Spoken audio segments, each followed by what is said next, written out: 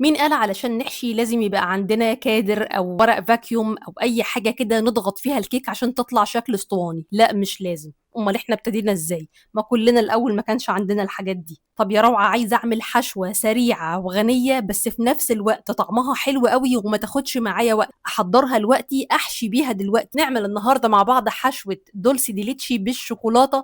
بس تحفه تحفه بمعنى كلمه تحفه، فعلا طعمها رائع. وكمان هعرفك ازاي تحشي من غير ما يكون عندك اي ادوات للحشو. قبل بس ما نبتدي، لايك وشير ويلا بينا على طول نبتدي. اول حاجه، معايا هنا 250 جرام من مربى الحليب بتاع المتحده اللي هو الطوفي يعني. تمام. كمان معايا 50 جرام من الحليب البودره كامل الدسم. جميل جميل. كمان 50 جرام شويه كاكاو اسباني حاجه 10 على 10. كمان 90 جرام من اي نوع كريم شانتيه، انا بستخدم المتحده. وكمان 90 جرام ميه، يعني قد الميه قد الكريم شانتيه. اول حاجه هعملها معايا، هجيب ايه؟ هجيب طبق وبوله كده، انزل فيهم الربع كيلو بتاع مربى الحليب، واجيب طبق تاني احط فيه شويه الكريمه بتوعي على شويه الميه بتوعي، وبعدين اقلبهم مع بعض بالويسك كده. طبعا مش محتاجه اقول لك ان الميه ساقعه، كريم شانتيه يعني ميه ساقعه او حليب ساقع.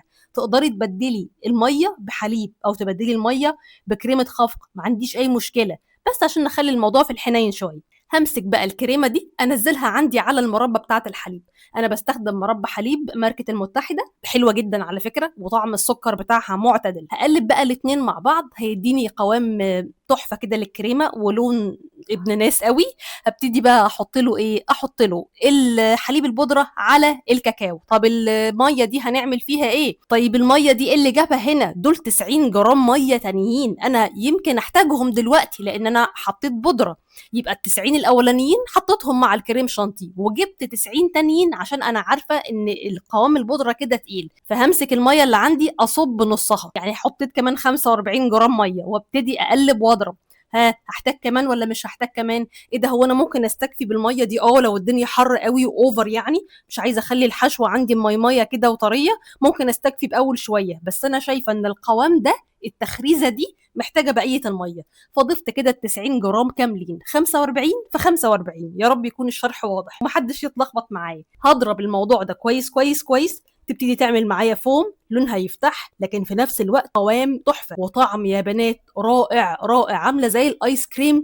وطعم مربى الحليب مديها نعومه بنت لذينه وسريعه جدا، ما خدتش اي وقت. هعملها دلوقتي، هحشي بيها دلوقتي، لا فيها جناش بقى محتاجه تدخل ثلاجه تشد ولا الجو ده كله. نيجي بقى للفكره القمر دي. انا هعتبر ان انا ما عنديش البتاع ده اللي هو الكادر المتقسم ده، مش عندي، انا هجيبه على جنب، انا ست بيت لسه ببتدي، مش عندي الكلام ده. طيب مش هينفع احشي تورته حلوه؟ لا هينفع. طب يا روعه، انا ما عنديش برضو ورق الفاكيوم ده، ما عنديش محل مستلزمات جنبي بيبيعه، مش هعرف احشي تورته بشكل كويس؟ لا هعرف برضو. طب ازاي؟ هنعملها بقى بالطريقه اللي هي بسم الله الرحمن الرحيم بتاعتنا اول ما ابتدينا خالص، لسه ما كانش عندنا الكلام ده. هتجيبي حله عندك بنت ناس على مقاس التورته اللي عندك، سهله سهله، واي كيس مش ابن ناس عندك برضو. انا حتى مش جايبه اكياس مطبخ مخصوص ولا حتى ستريتش راب، لا انا جايبه اي كيس لقيته في حياتي، ما انا ست بيت بقى، ما عنديش الحاجات دي. انا عايزه الحكايه تبقى يعني بدائيه جدا. كل اللي هعمله ان انا احط الكيك على مقاس الحله بس، دي بس اللي انا عايزاها منك.